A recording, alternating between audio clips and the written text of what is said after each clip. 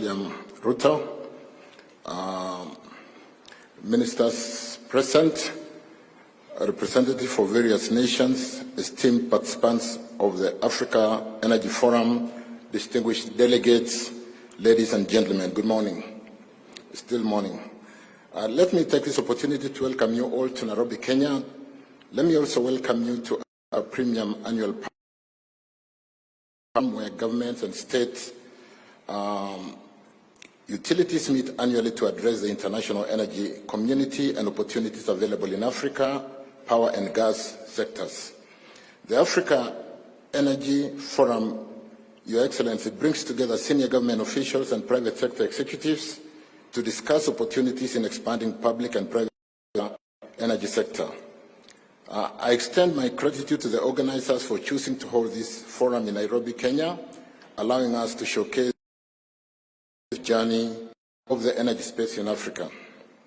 This forum is one of the most meaningful gathering of decision makers in Africa energy sector and brings together governments, utilities, regulators, development, finance institutions, commercial banks, power developers, technology providers, EPC contractors and professional service. Your Excellency, over the next 3 days, we'll seriously engage and look at several topics, including insights from ministers and heads of utilities on energy mining from the continent. And like Simon said, we have over 23, 24 ministers in the House today from the continent. We'll also look at increasing pace and scale, how to increase the pace and scale of Africa renewable energy projects, the growing role of Africa gas within the geopolitical context, breaking down barriers to energy transition in mining. We look at capital flows and risk mitigation in today's market. We'll also be looking at financing an African energy transition in the challenge of today's climate change, and Africa path to becoming global green hydrogen powerhouse, building regional power markets, electricity trade between countries, and many other topics, Your Excellency. On the area of connectivity in Africa, we need to improve power generation and connectivity to our people. With 600 million people, some of the highlights, Your Excellency, in our continent not having access to electricity and an average of 180 kilowatt hour per capita use of electricity in our continent, we have a lot of work to do. On the energy mix, Africa has great potential in geothermal, solar, wind, and hydro generation. In the field of geothermal exploration, Your Excellency, Kenya stands. We have tapped into the vast geothermal potential of the Great Rift Valley. I invite the guests here today, and I'll be spending the next 3 days to ensure that some of us do get a chance to visit our Olkaria magical energy trail to see what you've done in geothermal. It's only 70 kilometers out of Nairobi here.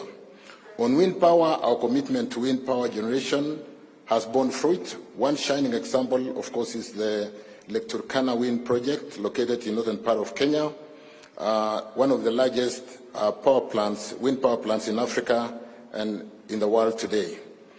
Africa in hydro generation has vast hydro generation potential from the Congo River Basin, the third largest river in the world, to the Nile Basin and what the Ethiopia, our neighbors, are doing. In Kenya, we have developed our hydro plants in renowned Seven Forks Hydro Complex, including Masinga, Kamburu, Kiambere, in the Tana River, which contributes 700 megawatts of our energy supply. In addition to these large-scale projects, we need to recognize the potential of small hydro systems. Small hydro system, ladies and gentlemen, plants such as the 2 megawatts, Your Excellency, Kogo plant in Migori County, plays a vital role in electrifying rural and remote areas where grid connectivity may be and remains a challenge. On solar PV, we have vast potential of solar energy in Africa. Solar also witnessed tremendous growth with photovoltaic improved technology today and the cost of solar PV coming down, coupled with the battery storage that will be the next really blue sky for us to conquer. Through innovative approaches such as solar mini-grids and off-grid solar, Africa can extend electricity access to remote areas and marginalized communities. The Garissa solar plant, located in northeast part of the Kenya region, is one of our largest solar plants today with a total of 54 megawatts. It has the capability of powering approximately 625,000 households, bringing clean, affordable electricity to our people. On transmission, ladies and gentlemen, to enhance connectivity and efficiency in Africa's energy sector, we have to expand our transmission and distribution infrastructure, build cross-border infrastructure, regional power grids, and interconnections to facilitate energy trade and foster integration and economic growth. By embracing hydroelectric power, geothermal energy, wind power, solar energy, and gradually reducing our reliance on thermal, we will create the diverse and resilient energy sector in our continent. Africa has tremendous potential in renewable energy. Our beautiful continent possesses abundant natural resources that can be harnessed to generate clean and sustainable electricity for the benefit of all. And in conclusion, ladies and gentlemen, through our diverse energy mix, we will achieve remarkable progress in meeting our energy needs while reducing our carbon footprint and contribute to global efforts in combating climate change and creating a greener planet. We invite international partners to join us in this journey as we continue to shape a brighter and more sustainable energy future. As we gather here at the Africa Energy Forum 2023, we will learn from one another, share our experiences, and collaborate to create a brighter, more sustainable energy future for Africa. The Africa Energy Forum is a great avenue for us to showcase our achievements and highlight the tremendous potential that exists within our borders. Together we can harness the power of innovation, technology, and partnership to address our energy challenges and unlock the vast potential that lies within our continent.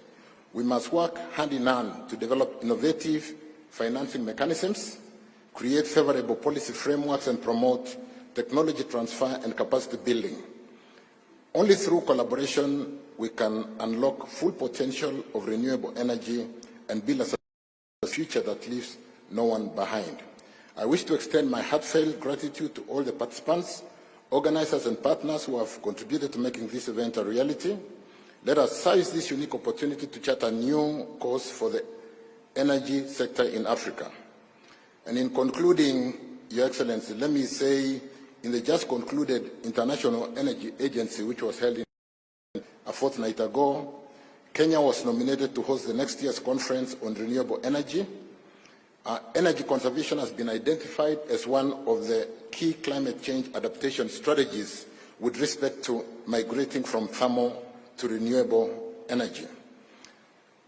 Your Excellency, I'm sure you'll also be making a note and inviting this summit with respect to the fact that Africa heads of state and governments on climate change will be co-hosted by Kenya and the Africa Union in September, alongside this year's Africa Climate Week in September between 4th and 6th. Our President is certainly going to make an invitation to this wonderful audience, and I hope all of you will come back to Nairobi in September. Thank you, Your Excellency. Thank you, our guests. Welcome to Nairobi. Welcome to Kenya. We now be upstanding and put our hands together to welcome His Excellency, the President, Dr. William Ruto, to make his remarks.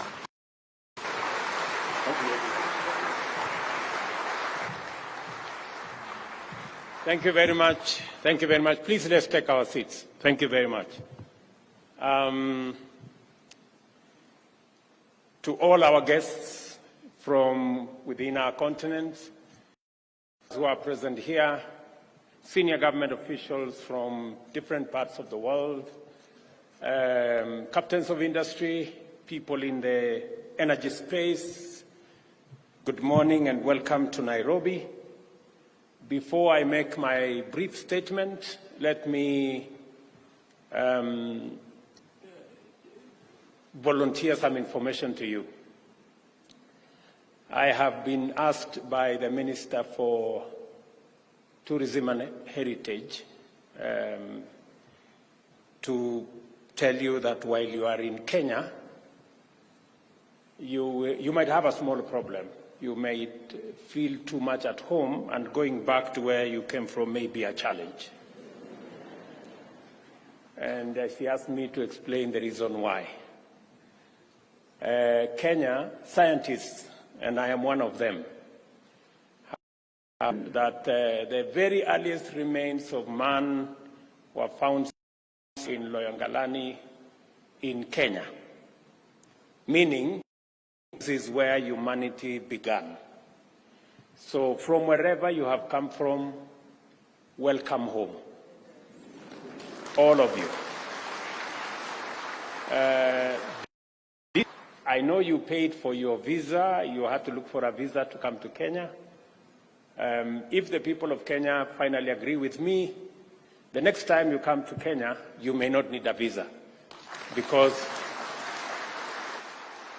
I think it is unfair to ask anybody for a visa when they are going home.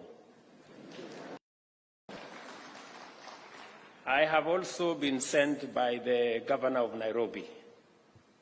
He's my friend, and he has told me to ask you to enjoy Nairobi, to give you a bit of geography.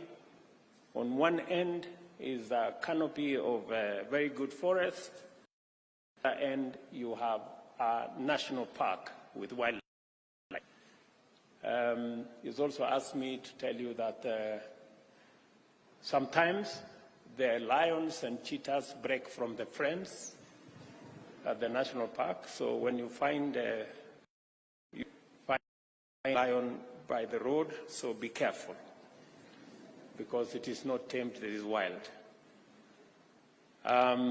Regardless of whether we like it or whether we acknowledge it or not, humanity today must confront not just a defining moment in the history of our existence, but also the fact that the unprecedented existential crisis of climate change has a lot to do with our relationship with energy. Energy makes human life safer, human activity more efficient, and society better.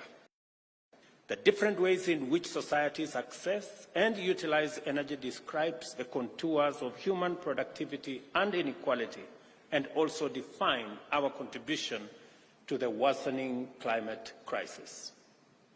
For these reasons, the world now has clarity on the right, as well as the wrong, way of sourcing energy. The question of whether we need energy at all shall never arise, because that is the mandatory fact of life.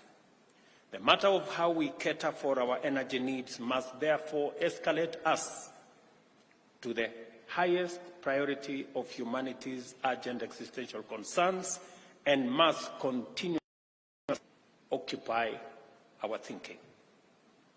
In the discourse about energy and climate, it is impossible to be neutral or disinterested.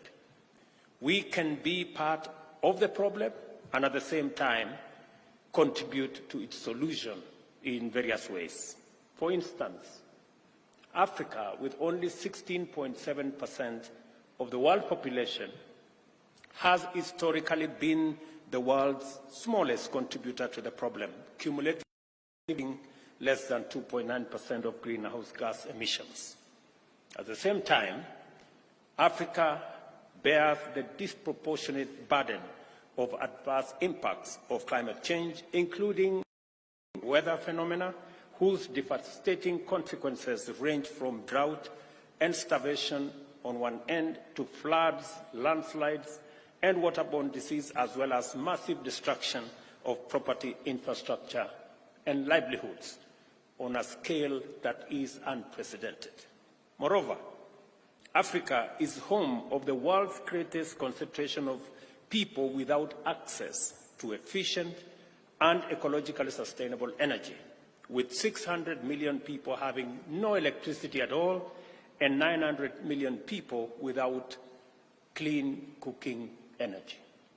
Further, Africa as a continent is heavily endowed with clean, green, and renewable energy resources, as well as the essential minerals required by the global energy transition that humanity must undertake to avert a climate catastrophe.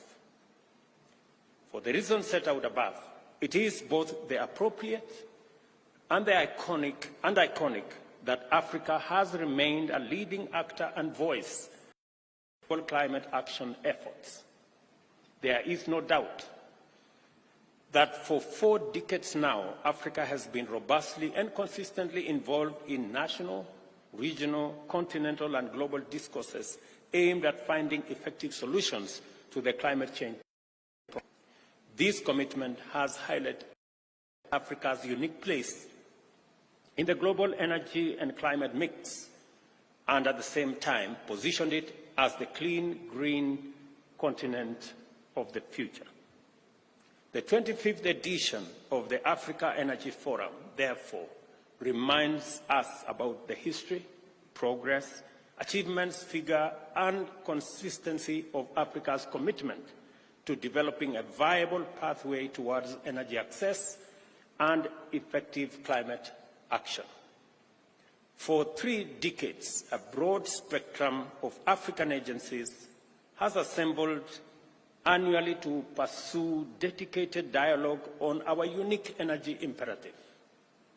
For 25 years, African governments, energy sector utilities and regulators, development finance institutions, innovators and technology providers have sustained a commitment to collaborate and take action to move Africa in the direction of its Paris Agreement goals.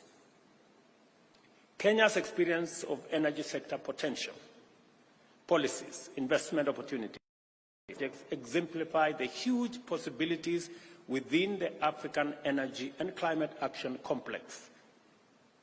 Allow me to. Decades ago, Kenya boldly invested in the development of its renewable energy potential at a time when it was not fashionable to do so. The decision has paid off. Renewable sources form 73% of our installed electricity generation capacity, accounting for over 90% of electricity generated and distributed in Kenya. Additionally, through appropriate incentives and a conducive investment climate, Kenya has mobilized necessary investments to install the biggest wind power plant in our part of the world, the Lake Turkana Wind Power Project. I heard ministers say it is among the largest in our continent. It is the largest in our continent. At the same time, we are steadily exploiting and deploying available geothermal potential, currently estimated at 10,000 megawatts.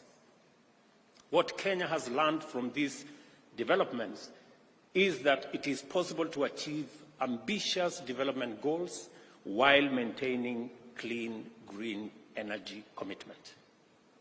I think there is a proposal, or there is a perception that development and green energy is in conflict or cannot be on the same trajectory. If you had any doubt as to whether it is possible to pursue meaningful development with green energy, you need not look further. Kenya is a good example.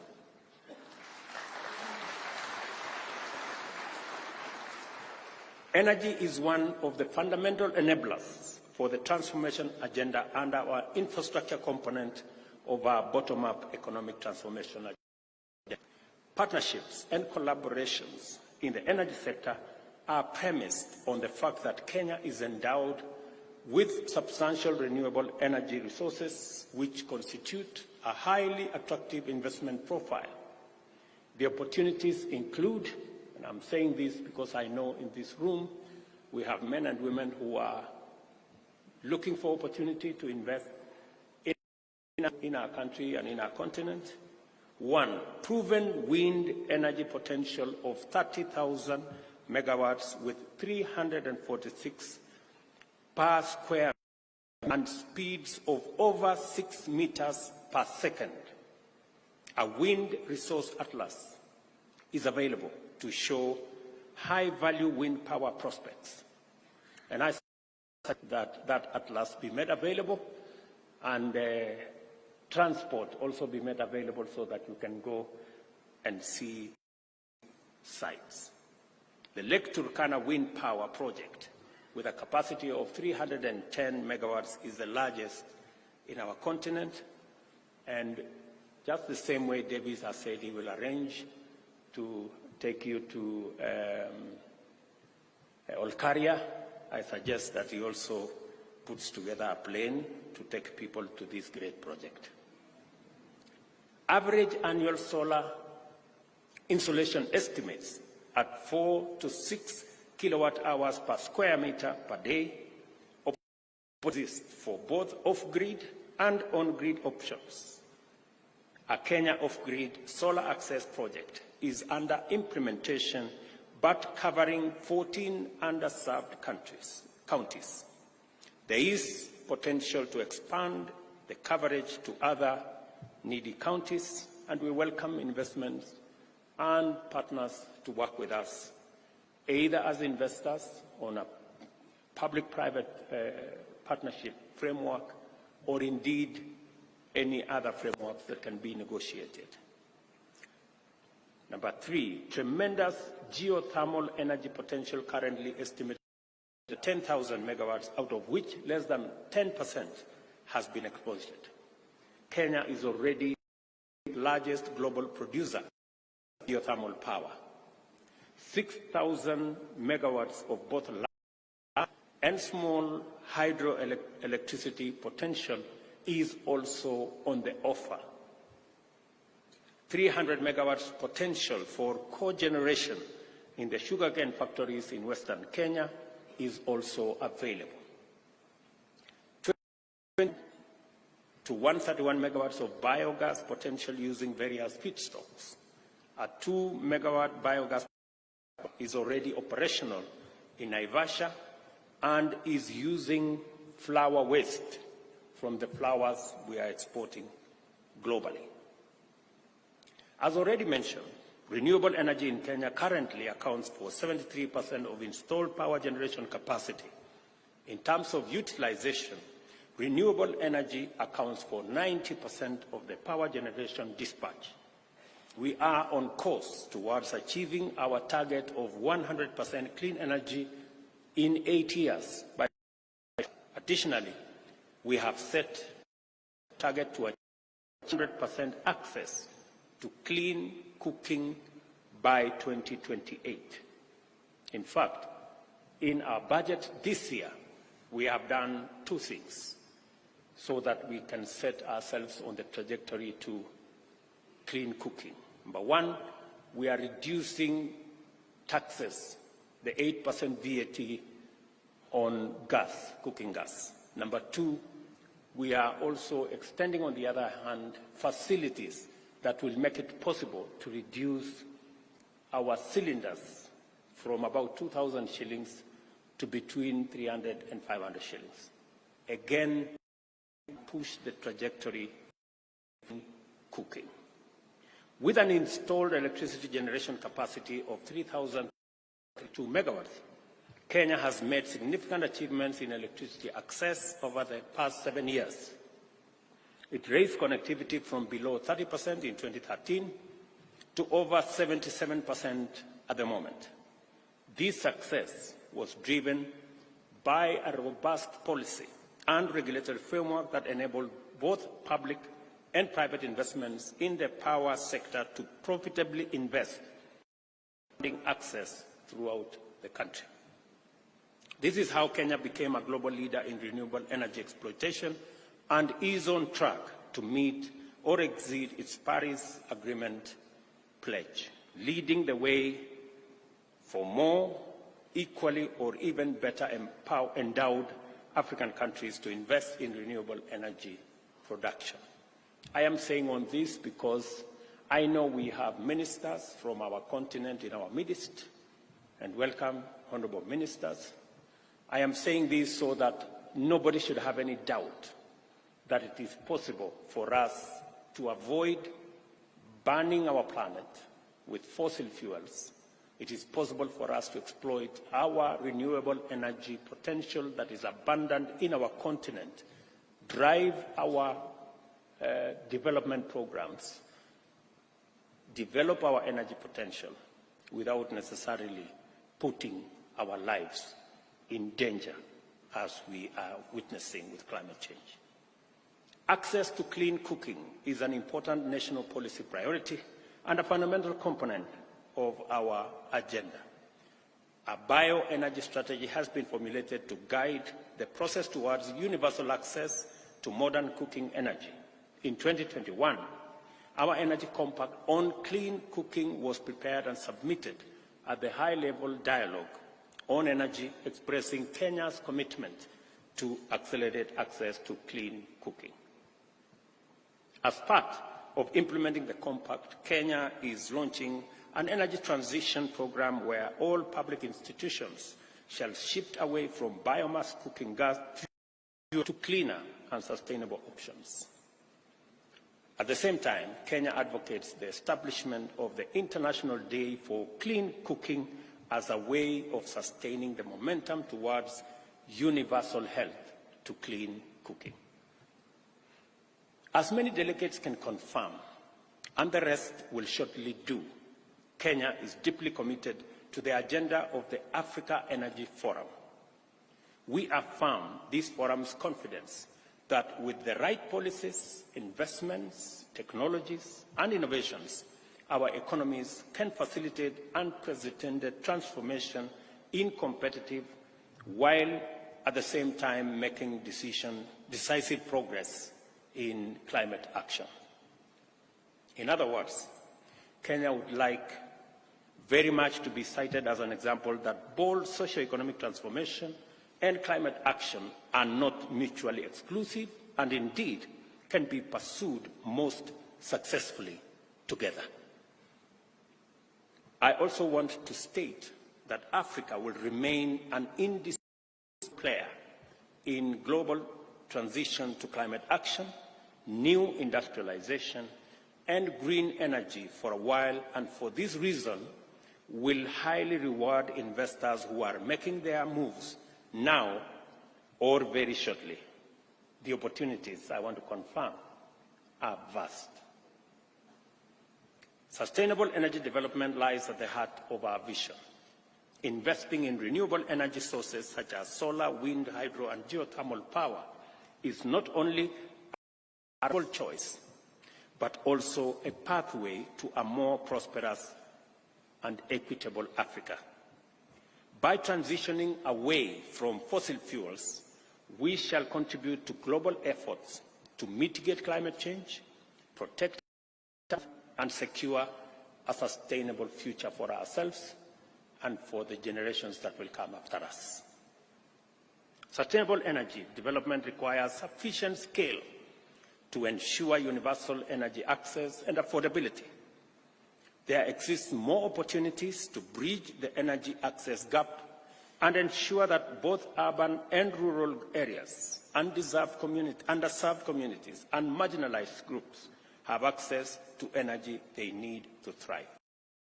This calls for inclusive energy policies, innovative financing mechanisms, and targeted policy interventions to reach those who need it most. Isolation, unilateral effort is becoming costly in the era of Pan-African regional and continental integration. Regional energy cooperation and collaboration are of paramount importance. By working together, Africa can maximize their collective potential and enhance energy security, stability, and efficiency. Cross-border energy infrastructure projects, such as regional power grids and interconnections, will not only facilitate energy trade, but also foster regional integration and inclusive economic growth.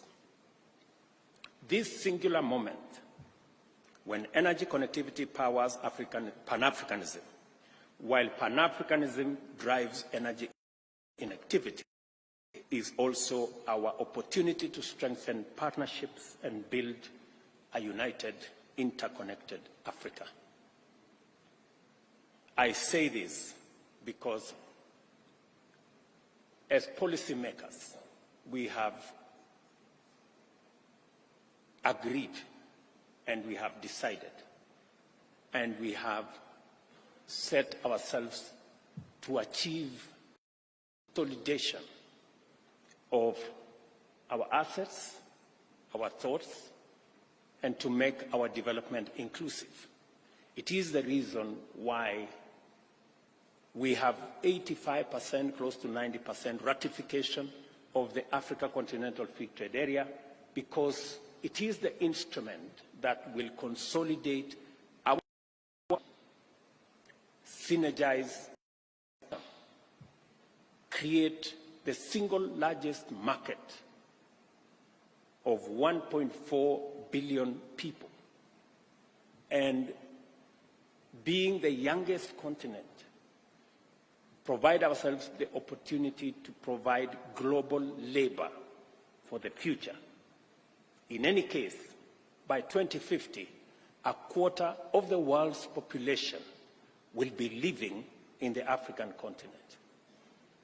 And the endowments that we have, the huge energy resources that we have, green energy resources that we have in wind, in solar, in geothermal, in hydro, the huge resources we have in sustainable agriculture, because we have 2/3 of the world's uncultivated agricultural land.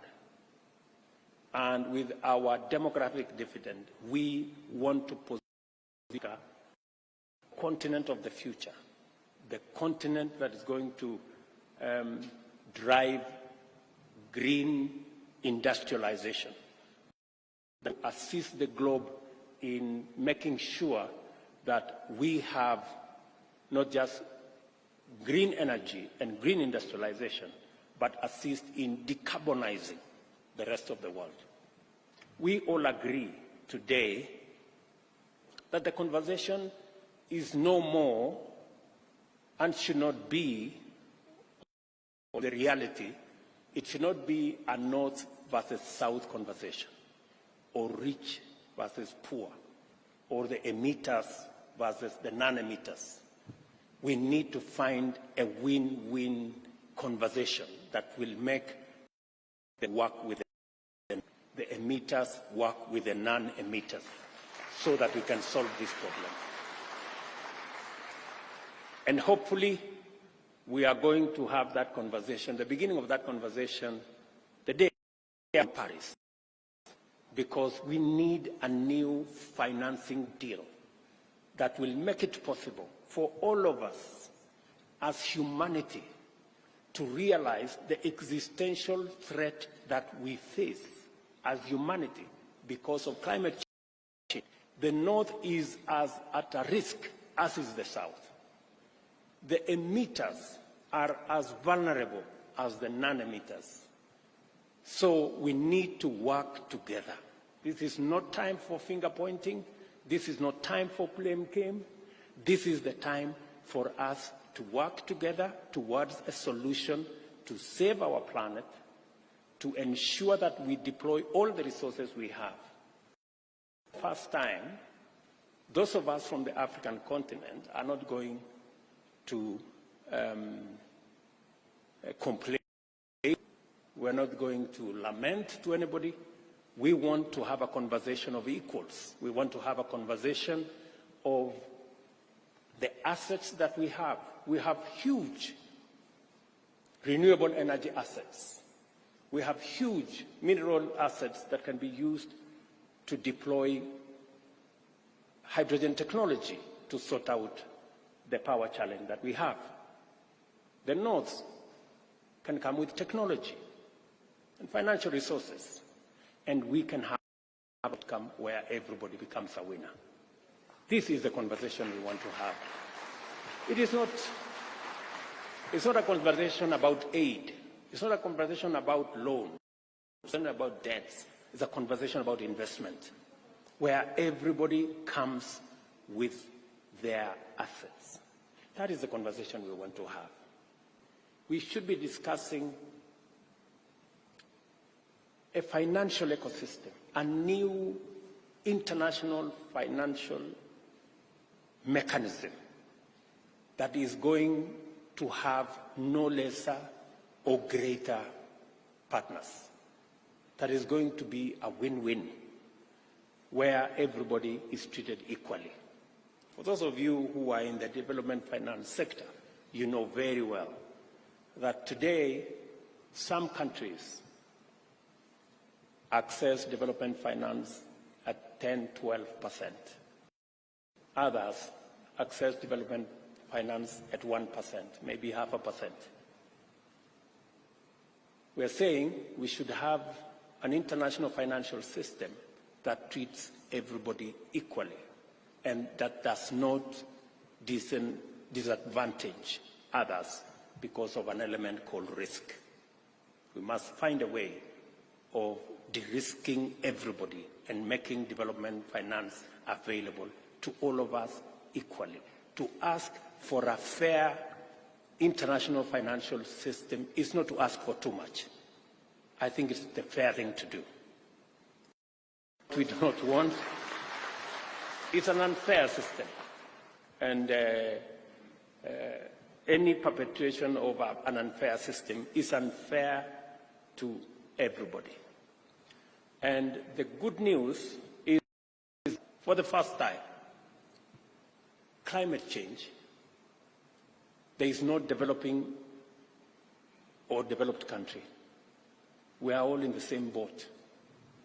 However hard you try, you cannot have unilateral action at the corner. If this place is burning, you cannot have an air condition at your corner. It will not work. You will have to find a way of sorting out everybody if you have to sort yourself out. So I think the sooner we realize that, the better for all of us, and we can all come around one table and have one conversation that gives win-win for everybody. This is why Kenya is honored to host the 25th Africa Energy Forum, and why I am delighted to have this opportunity to engage with you. I welcome all visitors, wish you all a pleasant stay in the green city in the sun, and enjoy to make a little time to experience the warmth, luxury, beauty, delight, and charms of magical Kenya.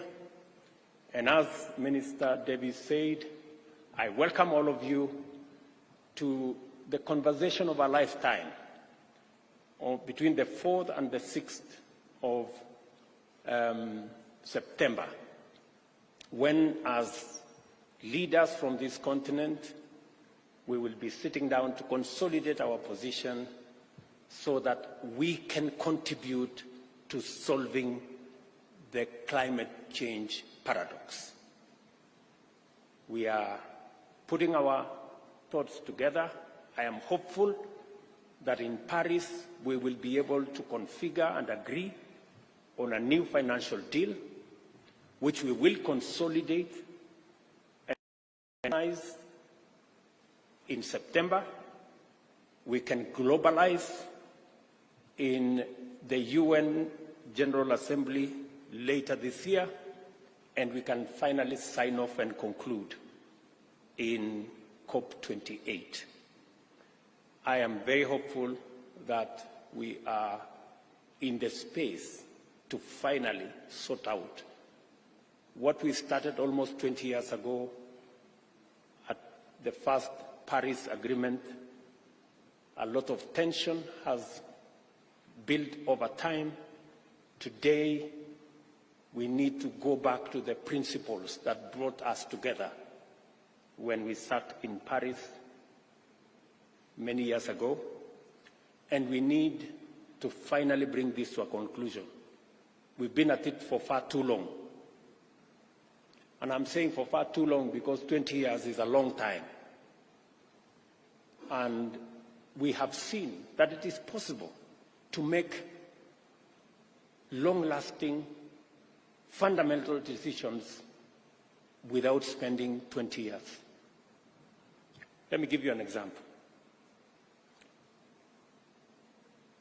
The current World Bank and IMF were in a small city called Bretton Woods in a record couple of weeks. Today, it is 80 years old. It was agreed upon by 44 countries, I think, with about 700 delegates. When Germany was faced with a challenge, it took them one session to change their constitution and raise $110 billion for their defense. After the Cold War, Europe came together and established the Reconstruction Bank that today is European Investment Bank. Within 6 months, it was ready, and within 18 months, it was doing the business for which it was set up. We have plenty of time between now and COP28 to agree on a new financing mechanism that is climate sensitive. It's been done in weeks. It's been done in months. This one has taken years, 15 years. Don't you think, good people, it's time to bring it to a conclusion? I sincerely think it's time to bring it to an end. And COP28 it is, according to me. Finally, I look forward to engaging further with insights from the outcome of your engagements and wish you very productive deliberations and outcomes in your time here. The Africa Energy Forum is now opened. Thank you very much.